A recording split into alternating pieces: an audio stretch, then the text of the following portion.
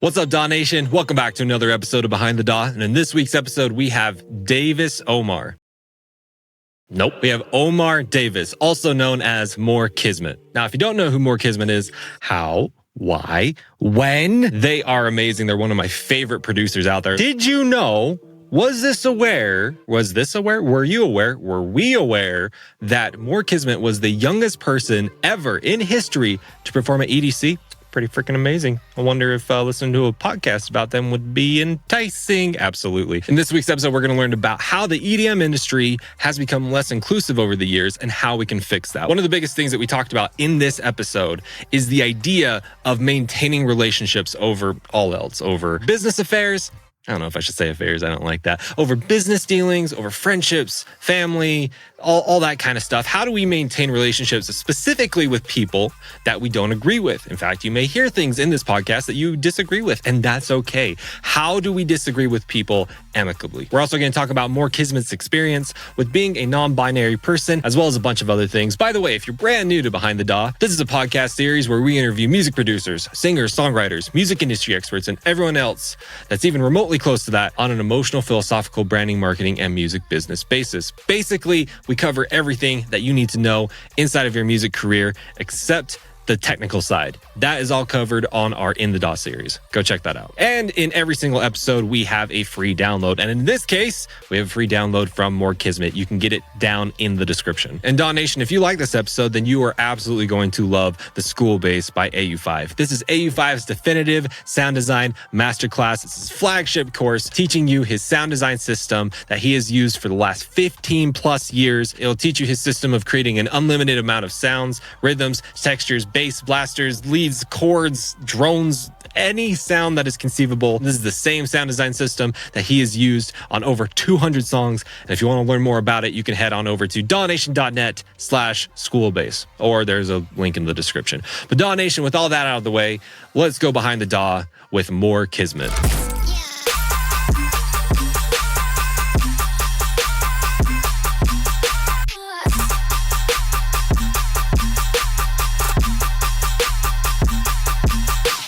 I want to welcome you back to another episode of Behind the DAW. And today we have Omar Davis, also known as Moore Kismet. How you doing today? Hi, I'm doing wonderful. How are you? I'm doing fantastic. I'm so looking forward to this. You're one of my favorite artists in the scene. That's crazy. No, it's not crazy. You're fantastic. Your music's incredible. We're going to get super deep into all that and why you're one of my favorite artists. But Omar, would you be so kind as to tell DAW Nation, what is one of the worst decisions that you've made for your music career? I would have to say not kind of establishing my versatility as an artist sooner than now. I think I made an attempt to do so with Universe, but it was still kind of a lot of like flume adjacent like bass music stuff. So I feel like it wasn't really kind of shooting for what I really wanted to aim for sonically. And I think that in a lot of circumstances, I unfortunately was not able to fully express my true artistic potential in that work, as opposed to how I am now, where I'm just making literally whatever I want now. I'm making pop stuff, R&B stuff, and learning how to make those things, efficiently and also, successfully has very much so changed and improved the way that I approach my electronic records. And so it really does, it's a two-way street, and it's been really wonderful to kind of get to learn that. But I think, not establishing my versatility as an artist sooner, because I feel like now with a lot of the stuff that I've been making that's not EDM, having to try and put that out later when so many people are accustomed to the dance stuff now is going to be like, I've even like thought about it for a while, because like after this album comes out and I roll out the rest of some of the dance stuff that I have, like I want to start putting out some of my pop and R&B stuff that I really love, that I'm proud of. And I'm just like, am I going to be alienating like a large chunk of my fan base doing this? And it makes me incredibly nervous, because I'm just like, oh, that's not what I was aiming for, but sure, let's try to suffer through this. So like, yeah. That's an age-old question, right? Because ultimately that's like a branding marketing concept of, if you make X art, but then later on you make Y art? How do you not alienate the people that liked X art? And so if you could go back and really establish your foundation of having a highly diverse brand, how did you even do that? That's like the age-old question of how to do that. I think for me, it would kind of just it would start with what I'm creating. I think now I'm at the point with my creative journey where I trust myself a lot more to take risks with ideas and make stuff that in my head I don't think I would be able to make, but I end up doing it and it sounds much better than I anticipated initially. So that kind of is the core thing. And then just finding ways to share it with people more and trust that part of the process as well, and be there is somebody out there who's going to enjoy this. Even if it's not everyone, someone out there is going to enjoy this. And I think I have to worry more about the people who will enjoy it and how to improve it so they continue to enjoy it, rather than trying to convert my entire consumer base over to this new style of thing I'm doing. Because not everybody's going to like that. And maybe they have other artists who do it better than this random artist they've been listening to for the better half of a few years or so, who they more commonly know for making dance music than they do pop or R&B or hip hop. I feel like that would be the biggest start of it, is figuring out what to do creatively. I think what I'm hearing you saying, correct me if I'm wrong, I'm a big Marvel fan. Forgive me. I'm in a fanboy for a second. Oh, I'm right there with you. I'm right there with you. So if we look at Marvel, they got all kinds of stuff. They got a dude in a metal suit. They got a Norse god. They got a wizard. You know what I mean? We got a freaking mummy.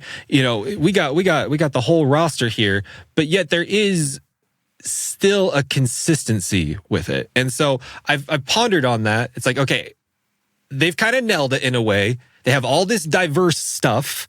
They got movies and games, and then multiple characters in the movies and games and books and comics and all the stuff.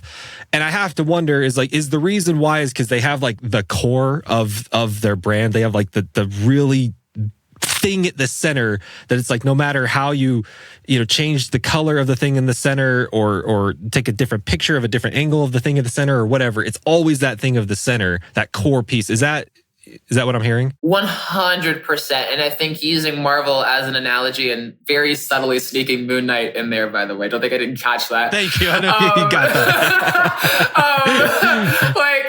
I very much so, I definitely kind of see the connection in the analogy there. And I fully agree. I think it really is finding that base of everything. People tell me now that they're able to listen to my stuff and find a sonic through line through everything. And that, I think, has been my biggest goal creatively, is to find a through line for my stuff and find ways to create a through line in all of my work inherently, so that it is almost instantaneously recognizable as a Moore Kismet record, regardless of what I touch. So it's been really great. And I think that definitely sums it up. Is that what you're going for right now, is just creating that, I guess what we would call a sonic core? Is that? Absolutely. That's it. Is there any other part of the core of Moore Kismet that we should know about? Is there a core of a story that's going on, or an imagery or a concept? You know what I mean? We want to go deep with this. We want to. Totally.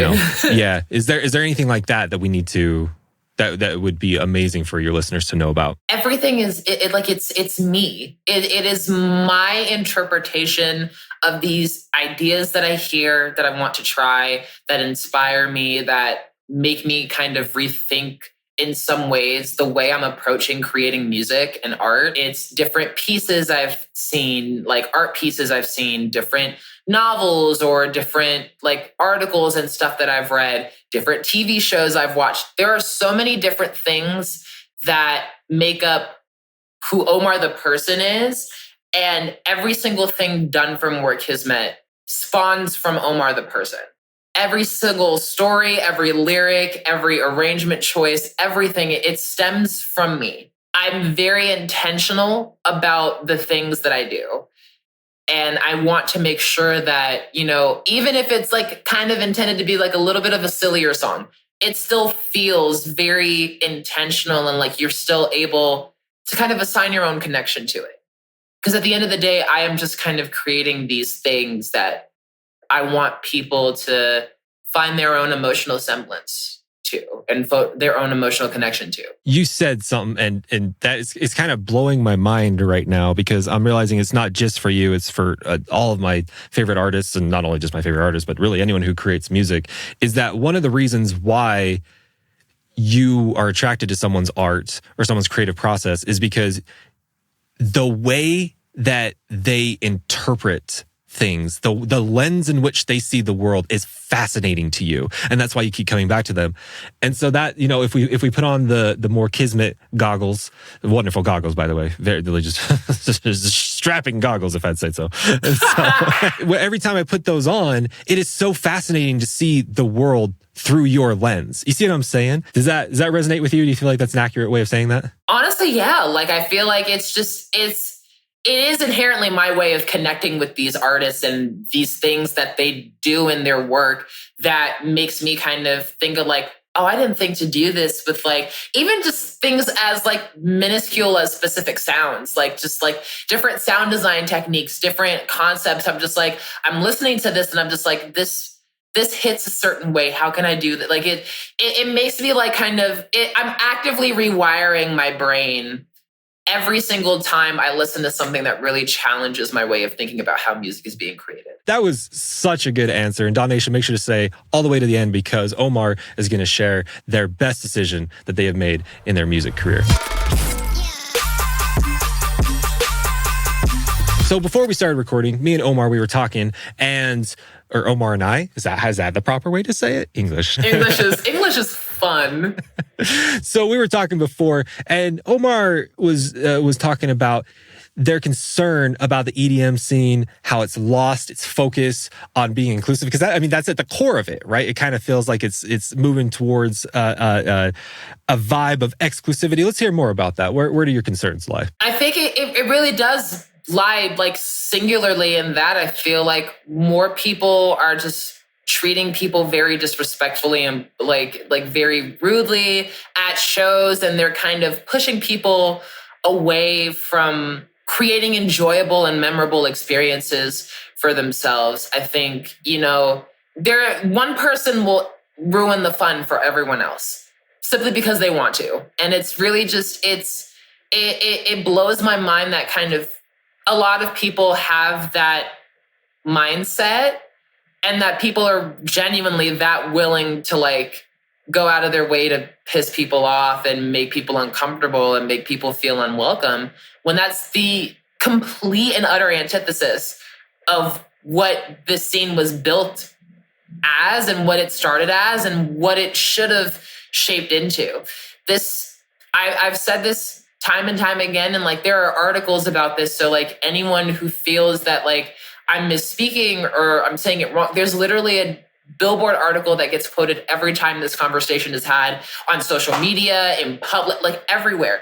This article on Billboard has been brought up multiple times that directly expresses and like outlines the origins of electronic music and of house music. Like one of the biggest pioneers of, I guess, modern electronic music was a white trans woman who composed some of the biggest film soundtracks of the late 1900s, and like it's like the 1990s and like the 80s. Wendy Carlos made such a major impact on how electronic music was created then, and how much more access people in various communities had to these instruments and to these pieces of hardware and software that people were able to use to create these sounds and create these arrangements. And then that kind of just expanded tenfold when Black queer people in underground spaces, creating safe havens for other queer people and other Black people to hide in and kind of find a sense of community, started creating house music and Vogue and ballroom. And like that inherently was the foundations of house music and dance music. And so to see just such a wild amount of people trying to push Black people, Indigenous people, and other people of color out of something that they're pioneering or have been pioneering for decades. It blows my mind genuinely that people have so much hatred in their heart for people whose skin color don't look like theirs. I've unfortunately had to bear witness to a lot of negativity being like flung my way, especially in my youth. Like I'm 20, that's still technically youth. But like when I was like for real, like when I was like 14, 15, releasing on Never Say Die, I had to deal with a lot of hate comments, a lot of homophobic slurs, a lot of racial slurs. People just, for some odd reason, they have these preconceived notions about queer people and about people of color that for some reason, unbeknownst to the very people they're insulting, they have these trepidations, these fears, these anxieties, this hostility towards them that, you know, goes unchecked because there are people in the world who also hold those same sentiments and kind of either defends or uplifts people for feeling that way.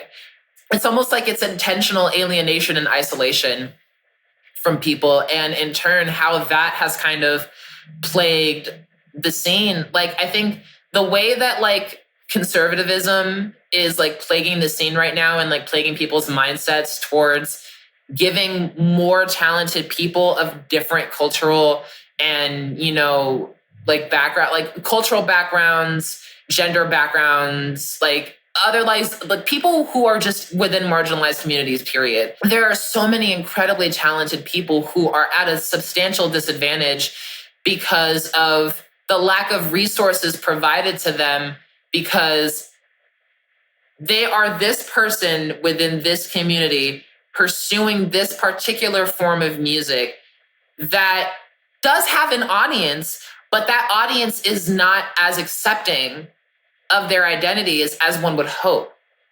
And so it's just, it's something that I feel is really, it's important to me because as a Black queer person, inherently has become my job to try and fight to make a better space for other people like me and other people within the same communities as I'm in, to make this a better space for us to be able to find comfort in sharing these things that we're so proud of and that we resonate with so deeply from an emotional and mental perspective with the world. But the world is not as accepting as one would hope. So I don't know, there are a lot of things that like I still want to do to try to hopefully push for more people to kind of shed their, you know, negative mindsets about people who look like me, who sound like me, who represent themselves like me.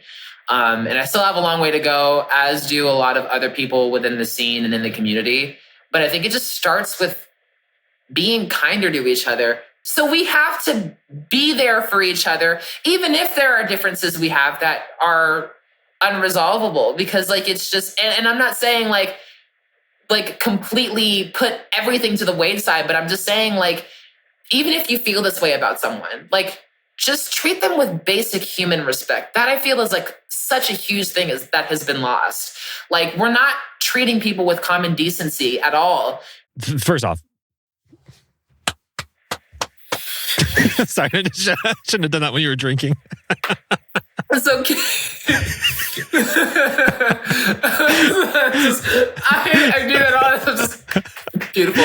But good yeah, job. Thank you. Very, very good job. And I don't mean to like oversimplify, but what you just said, but I want to make sure that I am understanding what you're saying. So at the core, I guess we could just use a simplistic term, the EDM scene, if we'll call it that, right? And of course, there's the subgenres to that, the bass themes, the house themes, the producer scenes, just the ravers, like all the people that kind of fit within that big umbrella. At the core of it, the foundation is like just this concept of peace and understanding and acceptance, and even with other people that you disagree with or that disagree with you, at the end of the day, there can kind of be this mutual appreciation. What is the term? It's I can't remember what the word term is. Anyways, but it seems that somehow we've seriously lost our way along the road, right? Where it's weird to think that the big tent of inclusion and the big tent of acceptance that all of our little mini scenes have been built under, somehow the foundation of that is gone, yet the tent still remains. That's really weird to think about. You see what I'm saying? And so do you have any suggestions of how we can get back to that? Of how, I mean, of course there's like the very common platitude. It's like, let's all get along, let's be respectful of each other. But it's like, we as a community really suck at sitting with and being around people that we disagree with. You know what I mean? And it doesn't matter what we're talking about. It doesn't matter if we're talking about music or politics or religion or sexuality or whatever. We are really uncomfortable with just like being, because I'm assuming there is a huge difference between if someone came up to you and said, you know, Omar, I don't know about all this non-binary stuff, but you are a great person. I want to hear about it. I don't know if I'll agree. I think there's a huge difference between that and people, you know, saying every slur underneath slurpees. He's saying every slur under the sun and saying, you know, just like going for the jugular, right? Can we agree? Like, there's a difference between those two. Oh, a core difference, a very important distinction, because I feel like kind of a lot of people, especially on social media, oh boy, tend to never, ever err on the side of caution in terms of expressing opinions like that. And it only furthers the disconnect in that way. And it's just like, you really don't understand kind of how much further of a divide you're driving between people by just relentlessly antagonizing something that is very simple to understand and come to terms with. I'm not giving you the cooties by being open about me being non-binary. That's not how this works. And especially because there are so many queer ravers, there are so many Black ravers, and because you hate the color of a person's skin or you hate the way this person sounds or expresses themselves, you make it your mission to make them uncomfortable. You're going out of your way to alienate them the minute you pick up on it or the minute you see, like, it's weird.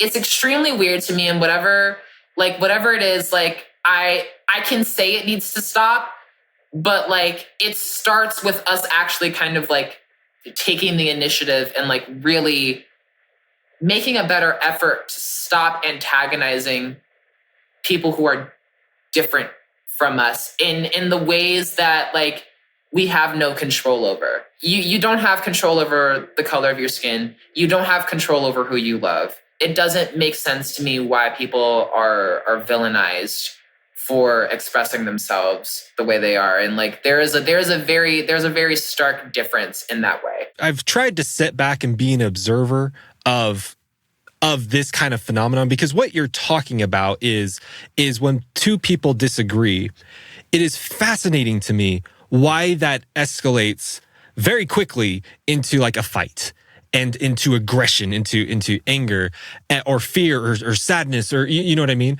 And I mean, certainly that's happened with me. I'm not trying to say I'm the exemption.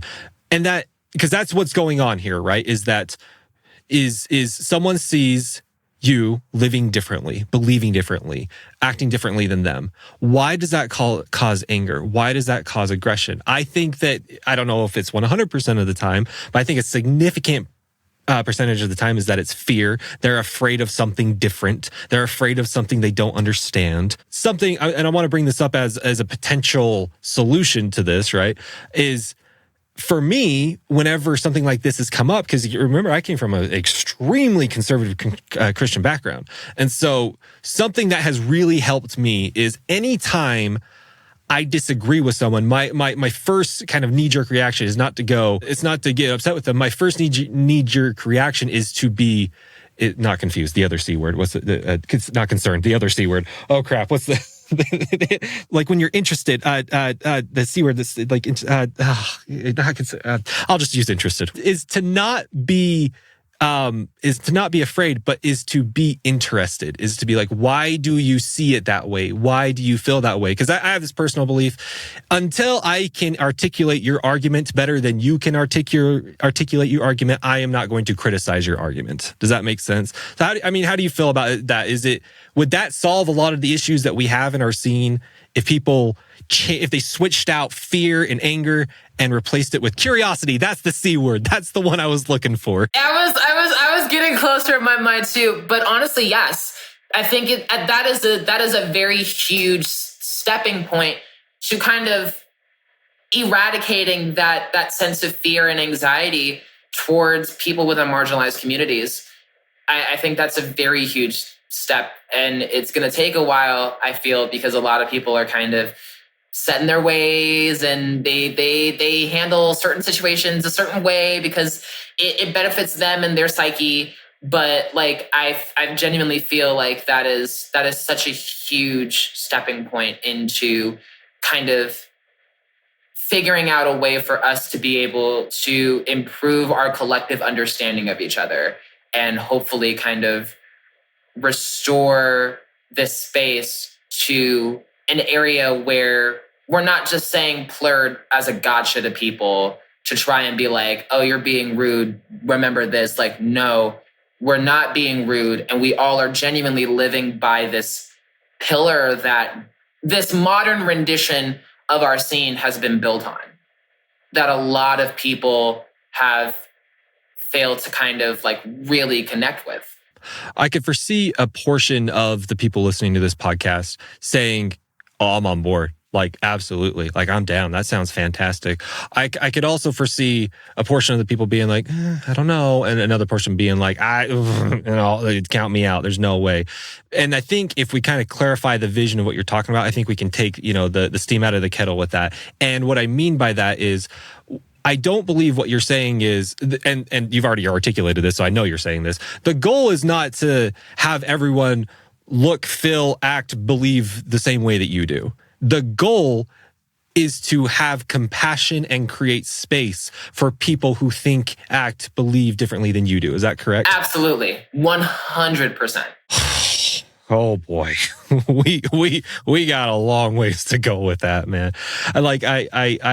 So do you have any other observations that you've found throughout the years of how to make that happen? We've talked about a lot, like replacing fear with curiosity. Is there other ways that you found to, if you disagree with someone or if you see something that that you don't believe, how do you create space for that to exist at the same time? Does that make sense? Yeah, I think if I can kind of like sense that any questions or queries are kind of coming from that perspective of curiosity rather than like trying to like antagonize or annoy someone into getting a reaction, I feel like it is worth it to kind of have like a discussion and like explain things from as impartial of a viewpoint as you can, even if you're a part of like the demographic or the community of which the query is being presented. In summation of what we've been talking about, the concept that I keep coming back to is, at the end of the day, disagree with me, disagree with Omar, disagree with anyone, your parents, your friends, your spouse, your real estate agent. Don't disagree. He's so nice. Don't disagree with him. But disagree with whoever you want. But at the end of the day, it is so important to exchange that fear, that anger, that anxiety for curiosity. Because then when you are curious, you ask questions. When you ask questions, you become informed. When you become informed, you make better decisions. In the spirit of being curious, I know that there are a portion of people that are on this podcast that listen to this podcast that don't know what being binary means. A couple of years ago, I didn't even know what that meant. I didn't understand it. I didn't understand if it was just like, oh, is this a trend? Is this a fad or whatever? So with as much compassion for us, very well-meaning but very ignorant people, can you help us understand what is like a hard definition of being non-binary? I would say the most simplistic definition of it is a umbrella term for a gender identity where internally you feel as though you do not reside within either a male or female gender binary. So for me, I'm a very much so kind of like, to a degree, an effeminate person. The way my voice sounds, obviously, like, there's no hiding that. My mannerisms and everything, like, it's just, it internally is how I feel. And on top of that, the way that I dress, the way that I express myself, how that shines through in my art and my creative direction and everything else of that nature. It stems directly from kind of these experiences that I've lived where like I've not really fit in with the boys. I've connected a lot more with women, and the vast majority of the men that I have connected with, especially when I was younger, were like queer guys and like a lot of like young queer kids also, just kind of helping me understand myself better before I really could kind of pinpoint exactly what it was for myself. So that in the simplest of terms is how I could describe it. It is a gender identity where you feel as though you do not reside within the gender binary of either explicitly male or explicitly female. And from my journey going down this, trying to, again, understand as much as I can, being as curious as I can, asking as many questions as I can. From my understanding is that one of the biggest issues that we have with, especially with people growing up in conservative religious environments is understanding that so much of the reason why we feel uncomfortable with the term non-binary or the concept of non-binary is this concept of gender norms. So it's basically we've created, in a lot of ways arbitrarily, what is a male characteristic and what is a female characteristic, right? This is why basically everyone that's grown up in America grows up and learns that, people from Scotland wear basically skirts, and your mind explodes because you're like, what? Because it's like we've been taught our entire lives there are these things that are male and there are these things that are female, when really so much of the conversation should be like, why is that? Why are earrings specifically considered a female thing? Why is sewing or cooking specifically a female thing? Why is hunting and riding dirt bikes specifically a male thing? You know what I mean? It's like, why have we kind of put ourselves in this box? Is obviously that doesn't cover the entire theory of being non-binary, but certainly that is a huge part of it, right? Like that. Certainly a huge part of why people have a hard time understanding is because we have these preconceived notions of what is male and what is female, when really we should be like, why is that male and female? Is that correct? Yeah, I feel like for me, like I tend to kind of like prefer to wear more feminine clothing, just because I like the way it looks on my body. But like I'm what the gays call a twink, and so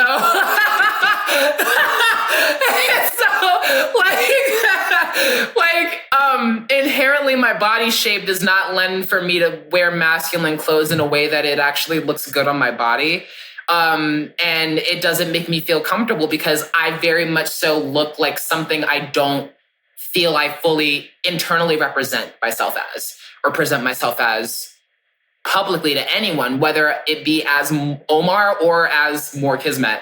And so if you look at a lot of the press photos I've shot, I've worn dresses, I've worn like these cool, like high fashion moments of like things like wrapped around my butt. Like that's cool.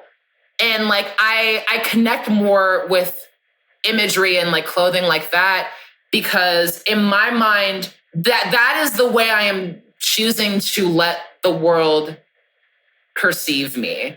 I don't like, this is my own merch. So like, I feel a little bit more comfortable in this, but it's still very much so just like an oversized tee, because I'm hiding parts of myself that like, I don't really feel comfortable with showing like a lot of people, because this is, it makes me look a specific way that I don't internally feel represents me best from a physical or like it just in general, it doesn't represent me well in my mind. So that's kind of where I lean towards more, because I'm able to genuinely fully express myself with that. That's a huge part. And just in general, like I don't kind of feel like I'm like specifically one or the other, even though biologically I am male. That's just internally how I feel. Like I don't feel like I'm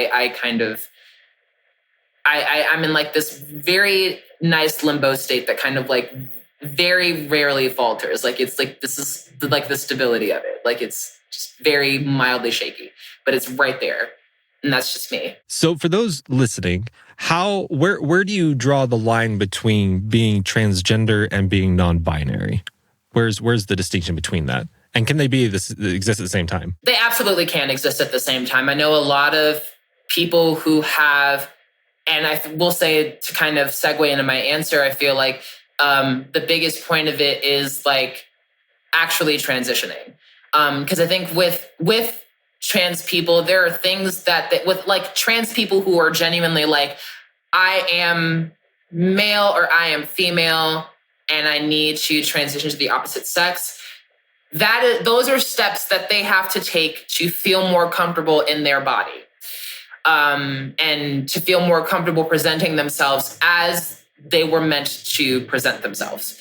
And with a lot of non-binary people, there are also a lot of non-binary people that are what's known as transmasculine or transfeminine. And so there are also non-binary people who also medically transition, because there are things that they want to do to help make them feel more in tune with their gender identity. So the two absolutely can coexist. There are just, I guess, more kind of similarly to subgenres. There are sub-labels of kind of the overarching spectrum of gender nonconformity that people kind of lean to figure out what the best fit is for them and where they are at internally, to kind of align with. So I'm assuming that you probably don't want every interaction that you have in the music industry to be people asking you these super deep questions. And I'm sure some people, obviously you want that. You probably don't want it happening every single time, but probably get exhausting if everyone's having these conversations. So on kind of like a smaller or like more practical level, how can us in the industry and in life just be more respectful? I'm going to say on the more like a simplistic stance. You know what I mean? Like, because not everyone's going to have the opportunity to sit down with the wonderful Moore Kismet and go deep into what are all your feelings and everything, right? But a lot of people are going to be able to rub shoulders with you. So how, and another non-binary people. And so how do we, in the more practical, simplistic step, what am I asking? What is the question?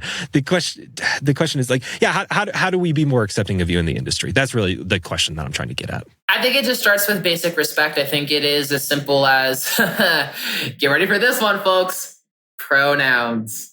It's really that simple. That is the most simplistic level of respect. You don't have to understand the way someone looks. You don't have to think about if someone is passing or not, because that really shouldn't matter to anyone. But it's just at the end of the day, as simple as even a lot of people have asked me recently, even before doing stuff like this, or just so I know, your pronouns are they, them, right? And I'm like, yes, thank you for asking. And it's a basic level of respect.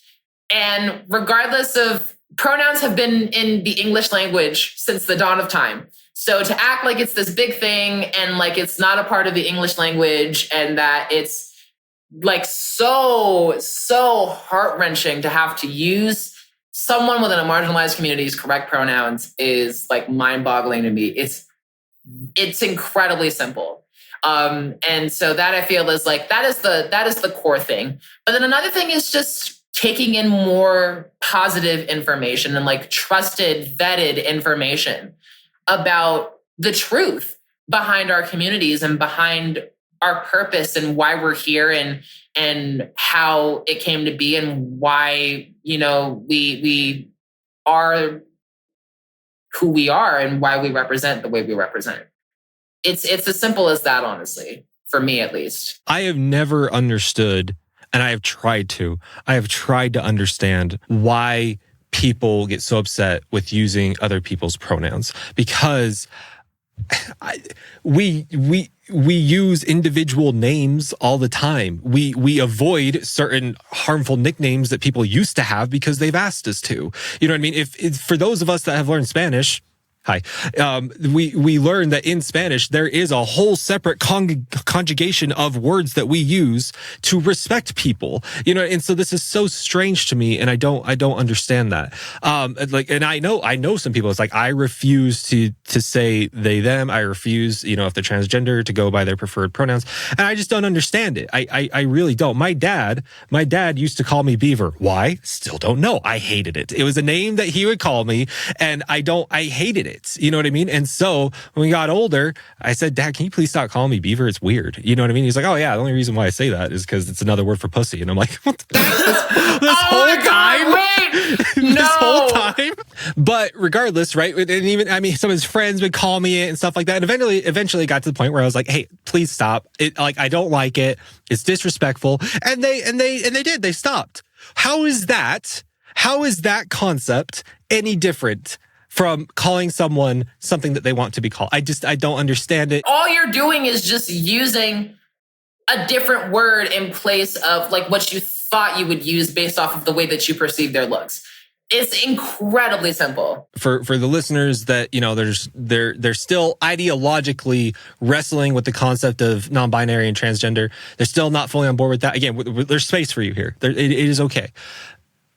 You don't have to agree or like the pronouns in order to respect and use them. It's common human decency that people kind of just don't really take into account, because all they care about is intentionally and blatantly disrespecting people because they're different than them. We still love you if you disagree. We still love you if it still doesn't make sense. We have room for you. Just have room for all the rest of us with how we think, right? How much better it is for the people that have made it this far, even if you disagree, to sit with these ideas that you do not disagree with and let them slow cook in your mind. That is so healthy for you. That is so good for you. That is so valuable for you, because it helps you challenge the things that you think you believe. Because if you have a really good argument, challenging it will make it stronger. And if you don't have a good argument, then challenging it will make it weaker, which you shouldn't have weak argument anyways.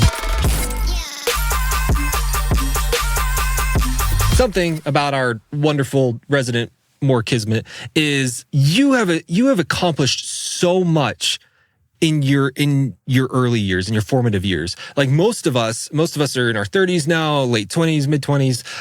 And we think back to when you were doing what you were doing, right? Because you were the youngest person ever to perform at EDC. How old were you when that happened? 14. Most of us at 14 years old was sneaking our dad's beer behind the garage and, trying to skip our powwow meetings at Boy Scouts. You know what I mean? Like, not the powwows. I'm crying. I guess the big question I'm trying to ask is how? How did you do that? What characteristics does one have to have in order to achieve such amazing things at a young age? What makes you stand out from the rest of us? Like the music that I was creating when I was younger was like very weird, very out there, a lot of different ideas kind of going on at once with not much of kind of just like changing things up like every 4, but like just doing whatever I felt was right rather than kind of doing what I know was right and then just kind of breaking outside of the rules from there. Because that's kind of what I do now, and I'm able to create much, stronger ideas and then just kind of fill in the gaps with like detailing and other intricate work of that nature. My earlier work, I would say, was very out there.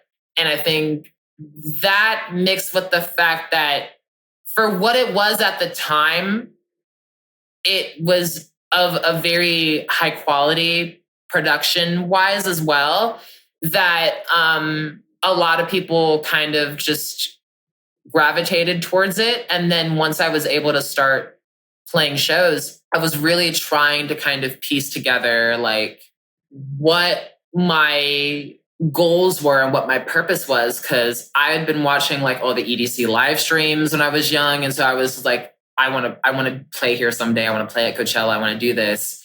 And I kind of set those goals for myself while also kind of working on improving my craft.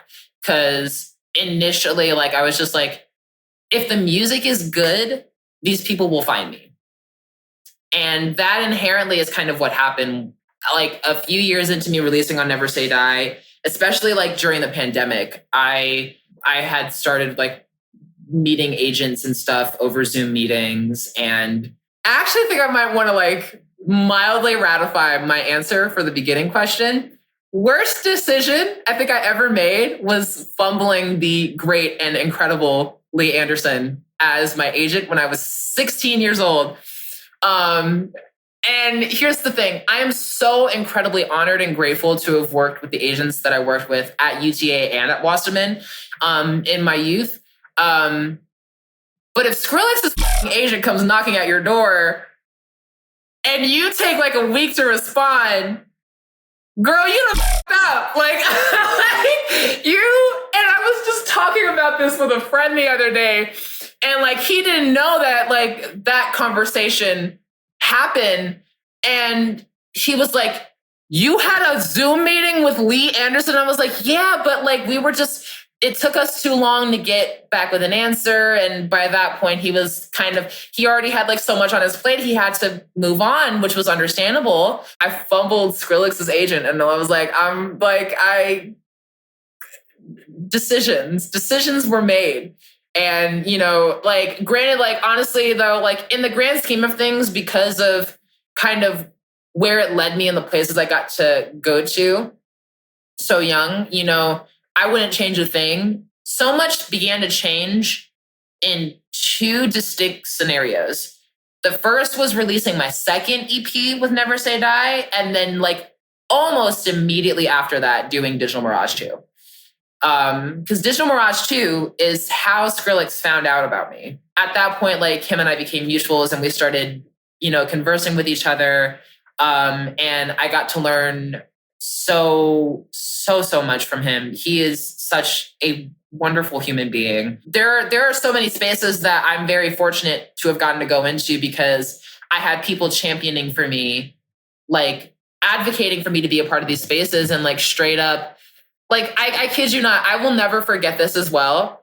Adam Ruskasoff, the incredible head talent buyer for Ultra Music Festival, half jokingly said he wouldn't book me for Ultra the second year in a row that I got to perform at Ultra because I had to fill in for somebody who had visa issues the first year, and they weren't able to announce me because I was underage. So when I was of age to actually be at the festival and be present, they were like, hey, I'm not going to invite them back unless they bring their mom with them. Because, like, they loved my mom that much that, like, they were like, the duo has to make a comeback. And so, like, I've kind of been considered, I guess, like an old soul, or like very wise for my age by a lot of people. And I guess that's just because of the way that I was raised. My mom is an incredibly intelligent, kind, and smart woman from down south. She's from Alabama, and she moved with her family, my maternal grandmother, to California in her youth for her primary education in college. Nothing about her being from the South changed. It's just growing up around a lot of other people in California, a lot of other Black people in California, a lot of white people in California, being an English major in college as well. Also, she just inherently had a fully different understanding of the world as others did. And a lot of that she kind of imposed on me and like taught me as I was growing up. And so that's why I'm able to articulate myself as eloquently as I'm able to. Sometimes maybe I do a little bit too much, like I over-articulate, but you know what? That's okay. It's better to over-articulate than under-articulate. And it's a slay. But for me, I think it's really just, I really, really prioritize formulating genuine relationships with people for the sake of just formulating genuine relationships with people, not just for business. Because granted, business stuff can come as a result of that inherently, just because you've grown a closeness with these people. But I care far more about like making friends and like building like tight-knit relationships with people in this space. That is really all I care about at the end of the day. Like, I care about sharing my art with people and formulating genuine relationships with people, because a kind heart and a genuine connection gets you so much farther than social climbing. Wow. Yes. So a lot from what I gained from listening to you is that there's two parts, and I feel like you answered the first part really, really well. I'm gonna have you clarify a little bit on the second part in just one second. The first part is the overarching, I hate to use the word vibe because that's a really simplistic word, but the overarching vibe of your life in the early years when you were creating. First off, you're surrounded by people that love you and that encourage you. Second off, you use the word, you made weird stuff, which in marketing terms just means you made distinct things, is the word that we use, because weird is just, it's actually a good thing in marketing terms, because then that just means you stick out, right? It's a lot easier. It's a lot easier to see that. So you have a huge, you have a really good supportive base. You have unique value propositions. This is a lot of what I'm hearing for you. The second part to that I think a lot of us would really like to hear is there any like on the ground practical things that you did when you were young that made you stick out? Like, were you like grinding your face off 12 hours a day? Were you, did you have a really just amazing way of getting music done? Did you have a special way of promoting a song? I'm talking about like, the less important things, if we can call it that. But you see what I'm saying? Is there anything special like that helped you blow up so young? I think for me, it was doing remixes of songs that I liked and then just kind of putting it out on SoundCloud. I also, I made a lot of my like social pages for Moore Kismet very young, behind my mom's back, because I wasn't allowed to have social media when I was younger, which understandable because now I know how much of a cesspool it is. So like I knew then that like, yeah, but like I knew that like social media was still like such a huge promotional aspect for like musicians. So like I knew I needed to have it, and like, but like then I just like share my music with people. Like that's how I will to this day like attribute like the Australian electronic scene as it stood back in like the late 2010s for why I blew up. Or why I blew up when I was like young, like 14, like 12, 13, 14 years old. Because around that time was when I met a mutual friend who I was talking to on Discord, which was my introduction to Discord and like online communities of that sort, which was also a huge part of getting my stuff out there, sharing my stuff in those like community music share servers and stuff of that nature. Like Future Collective, Form when it first started out, everything of that nature. That's kind of how I inherently was starting to get my name out there more as well. But I met a mutual friend on the internet, and then we started talking on Skype. Skype led to Discord. And then from there, I was introduced to Leotrix. And I became really close with Leotrix, and we talked very frequently on Skype, and then moved over to Discord and talked very frequently on Discord. Created a bunch of music together, like super early on. And then when I started like putting out more original stuff, Ethan was like one of the first people to share it with people on Facebook. And at time, like sharing on Facebook was like one of the best conceivable ways to do word of mouth promotion. And so from there, Ethan posting one of my songs on his like main feed. And that's how Enshway, What's So Not, Murata, Wildlife, who I think now goes by Underwater, but like a lot of other people, and even a lot of other American artists who didn't know about me at the time that I'm like now close with. Control Freak, like myself, Control Freak, Leotrix, and like a bunch of other underground Australian producers were in this gigantic Facebook Messenger group chat called TW. And it straight up was just like us sharing ideas, us talking about stuff, us sharing resources, promoting each other's stuff. And it was our way of connecting with each other. But a lot of those people now, as we're kind of reaching adulthood, like I've become like really close friends with a lot of those people. Like, and I'm just like, all of these people, like I've formulated connections with. Again, it's like formulating connection, like genuine connections with people without it being under the guise of social climbing.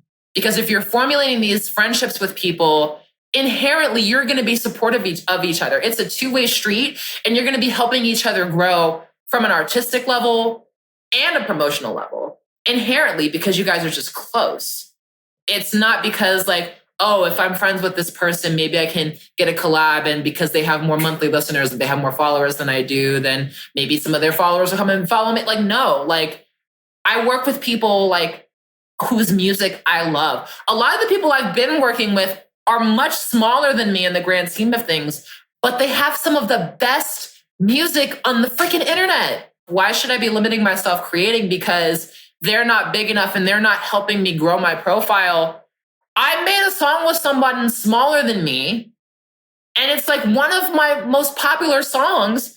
And now we're both like out here like crushing. And I'm just like, you can't tell me it's only going to harm me. People will listen. Inherently, people will listen and people will take notice of it. So to reduce it to a numbers game is just like, it's not healthy at all. And I learned a lot about that when I was younger, and it kind of just influenced a lot of the way that I navigated life and formulating relationships with other creatives as I got older. Amazing answer. And I love your emphasis, your focus on the relationship part of it, right? People can smell the blood in the water 3 miles away when someone, you know what I mean? When someone's just trying to like cringily trying to, you know, they are just trying to enter your world, your space, just to get something and then leave. Gross. You know, like don't do that. But to have a relationship is just incredible. That's just, anyways, it's more fulfilling. It's smarter, both on a personal aspect, on a business aspect. It's just so much better. It's just so much better. Have you found a great way to gain relationships? And that's such a loaded question. I apologize. I didn't mean to put all that on you. No, it's okay. I think the simplest part of it is, like I said earlier, going into like online communities. Like Form is like an online community that has existed for like several years now, of a lot of different people of various communities also, who at the end of the day just want to meet other creatives who enjoy creating art and doing this thing. And then something really fun that they do every year is something called All Nighter, which everyone in the server has 24 hours to create a track entirely from scratch.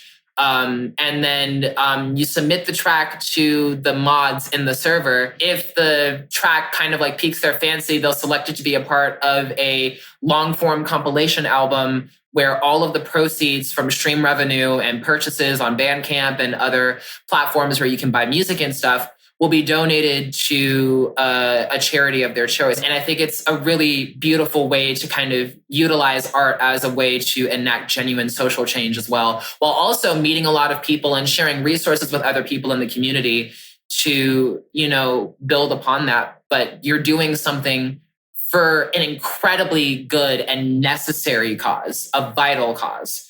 So, you know, I think doing that and like integrating yourself into spaces like that and genuinely going there with the intention of sharing your music and seeing where it goes and networking with other people and meeting other people to like find a sense of community there. Because if you meet friends in servers and spaces like that, those are going to be the people that you're going to be able to grow alongside, who are going to give you positive, constructive criticism and feedback on how to expand upon your work in a way that will allow you to become the best conceivable artist that you can be. That was amazing. That was incredible. Is there anything left inside of the you blowing up so young concept that you want to talk about? Honestly, I think I just want to like end it on the fact that the landscape of the music industry it in some ways is exactly the same, but in other ways it has changed a lot. I think that even to this day still, I think that remixes are an incredible way, like remixes out as free downloads where you have to follow people on social, like I feel like, and then capitalizing on it there and like interacting with the people who are following you and like doing that. Like, I feel like it's keeping the momentum going in a way that feels like genuine and like doesn't feel like you're overcrowding or bloating your profile. I feel like it's so imperative to building a project. And then a huge part of that also is just like very early on, you need to figure out what the intentionality is behind why you're creating music. Because if at the end of the day, all you're trying to do is just like, get that bag, get that shmoney, like you're screwed. We don't need another John Summit, another Leighton Giordani, another Chase West. We need more people creating fun, engaging, boundary-pushing music that completely changes and subverts people's expectations on what electronic music can be beyond just marketable house music. Guess what we're going to do right now? We're going to do this full circle back to the very beginning. One of the things that you blew my mind with is one of the reasons why people are attracted to you is because they love the way the lens in which you view the world. The remix strategy that you just said is that is the most practical way, you know what I mean? Because you are taking someone else's art that you've created, and you're like, how can I reimagine that through the Moore Kismet goggles, right? And on a business standpoint, that's the smartest thing in the world that you can do. This is why you see every business under the sun, they do like a big giveaway. They'll go and find something with a giveaway from a bigger company. We'll give you Apple AirPods. We'll give you an iPhone. We'll give you a Maserati. Why are they giving Maserati? How'd the donut shop afford that? I don't know. But not the donut shop. Not the donut shop. How are they doing it? It's just a front. They're selling cocaine in the back. My God. Literally, I'm like, how you got enough to give away a free Maserati? But it's the same concept, right? They'll go and they'll find a big thing to promote their smaller business. It's the exact same concept, and it's fantastic, and I think it's incredibly creatively fulfilling because you're taking a piece of art that means a lot to you, and now you're just putting it through your lens, right? You see what I'm saying? Absolutely. I think like for me, remixes are my way. Doing remixes now at this point, but especially doing it in the infancy of my project, was like, it really is just my way of trying to figure out, how can I take this into my world? How can I find a way to take this concept that I already like and find a way to make it my own in a way?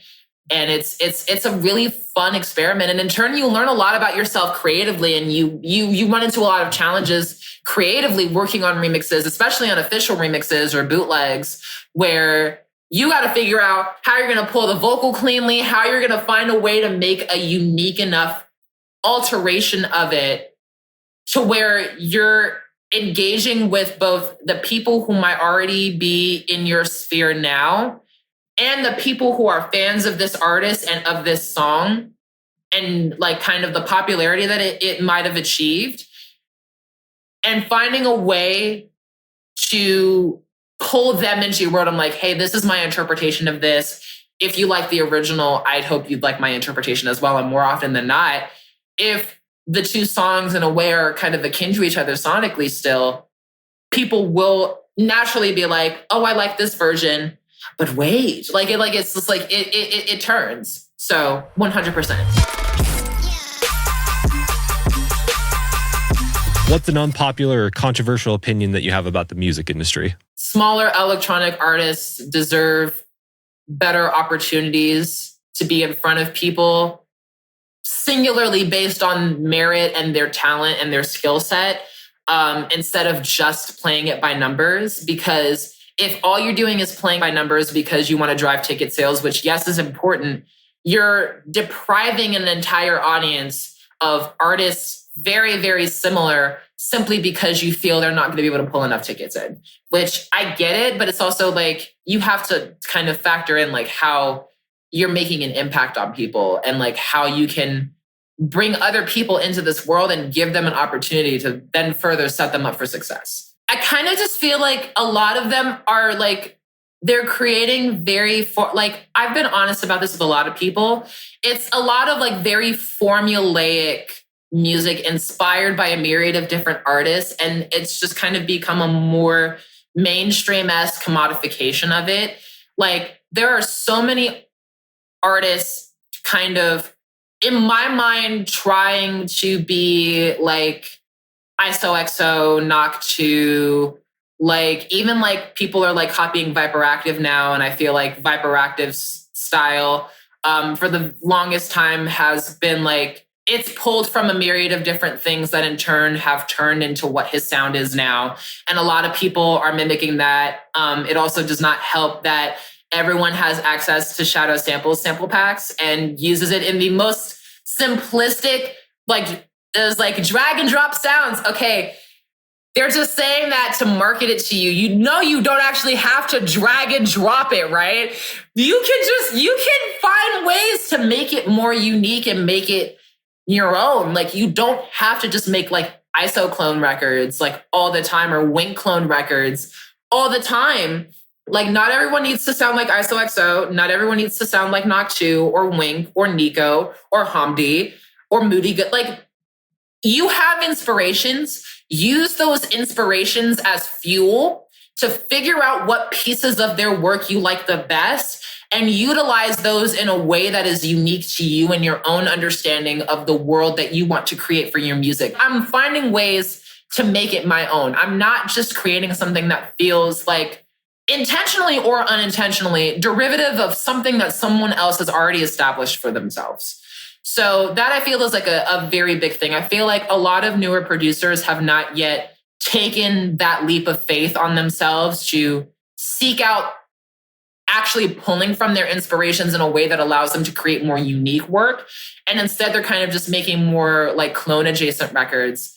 And because everyone is like, where can I find more music like ISOXO or Knox2? All of those newer producers get lumped in the conversation and kind of listed as like, oh, if you like ISO and Knox2, you'll like these artists.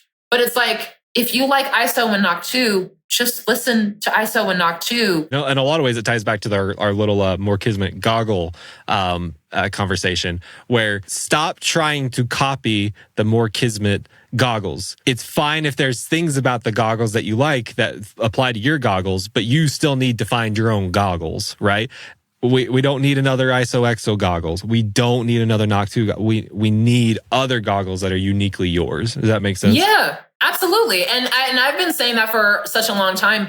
There are so many artists that I know and love who have goggles that inspire me to like readjust settings on my goggles. It's a two-way street, but at the end of the day, you have to make the distinction on what is inspiring you and what is making you make these decisions to create things. What's one of the most useless things you spent money on in your music career? Probably like speakers, because I produce on headphones. So like what purpose does having speakers serve if I produce on headphones all the time? So yeah, probably just like speakers. Yeah. What's one of the best things that you've spent money on for your music career? Headphones. I could have called it. I could have answered that for you. What the heck am I doing? It's these, especially these headphones, the Sony MDR 7506s.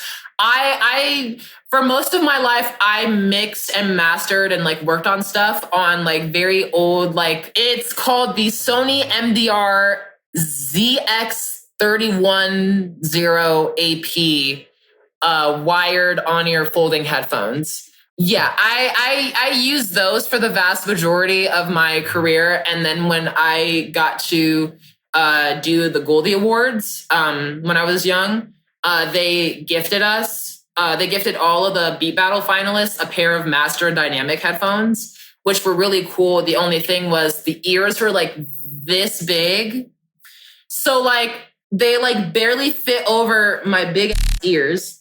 And like I had to try and like figure out like what exactly I had to do to like make my mixes sound better. And in turn, I was just like over brightening everything, making things sound very abrasive. And it was just like I was not really getting the best range of frequencies while mixing. I was trying the best I could, but like to no avail.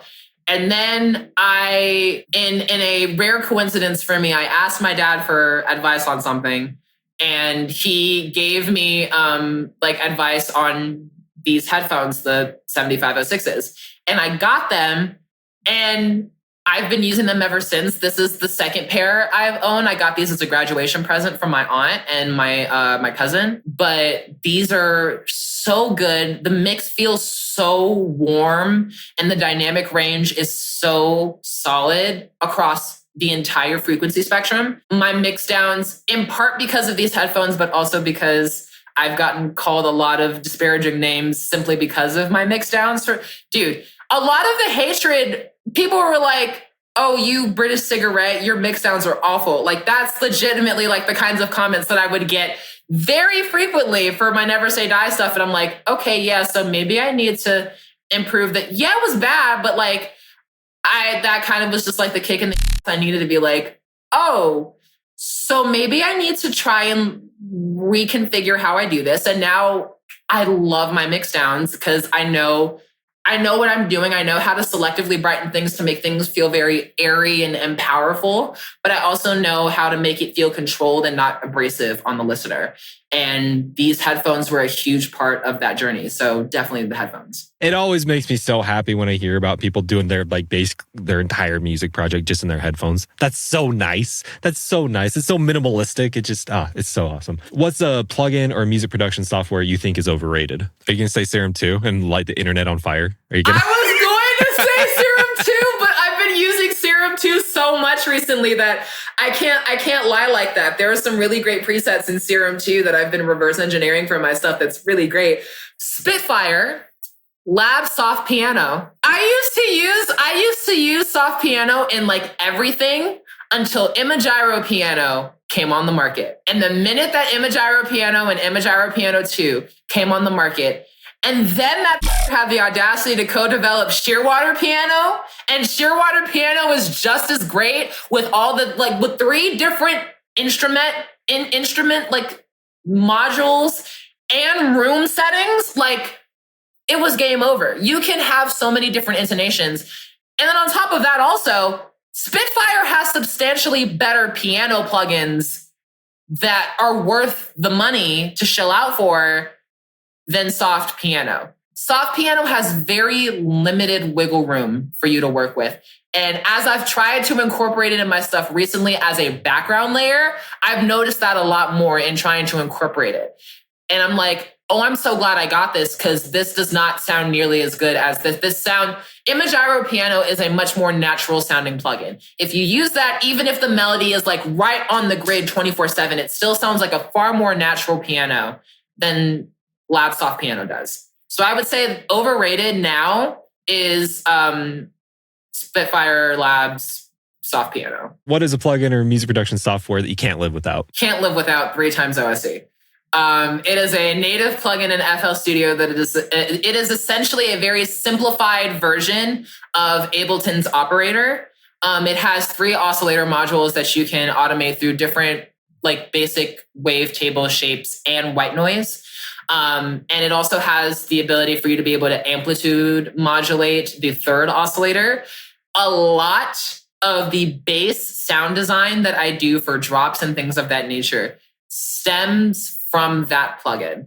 I can't make the cool like Skrillex growls like y'all can in FM8 and Massive and Serum 2. I don't have that kind of mental ingenuity for that to try and like kind of go through that. But what I can do is I can make a pretty cool sounding like Hamdi type bass with like a little bit of extra grit and like overtone to it that I can modulate and automate how I choose in 3X. And it's so cool.